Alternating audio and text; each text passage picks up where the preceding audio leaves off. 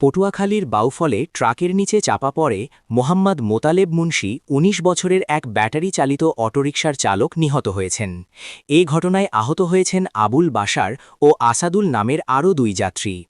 বৃহস্পতিবার সন্ধে ৭টার সময় উপজেলার কালাইয়া ইউনিয়নের পঞ্চায়েত বাড়ি মসজিদের সামনে বাউফল দশমিনা সড়কের ওপর এ ঘটনা ঘটে। স্থানীয় সূত্রে জানা যায়, ট্রাকের পেছনে টমটম ছিল। ওই টমটম ট্রাককে ওভারটেক করে মোতালেবের অটোর ওপরে গিয়ে পড়ে। তখন গাড়ি থেকে ছিটকে পড়ে মোতালেব। পিছনে থাকা ট্রাকের পৃষ্ঠে মোতালেব গুরুতর আহত হয়। ওই অবস্থায় বাউফল উপজেলা স্বাস্থ্য কমপ্লেক্সে নেওয়া হলে চিকিৎসক তাকে মৃত ঘোষণা করেন। নিহত মোতালেব দশমিনা উপজেলার বহরমপুর ইউনিয়নের বগুড়া গ্রামের জালাল মুন্সির ছেলে।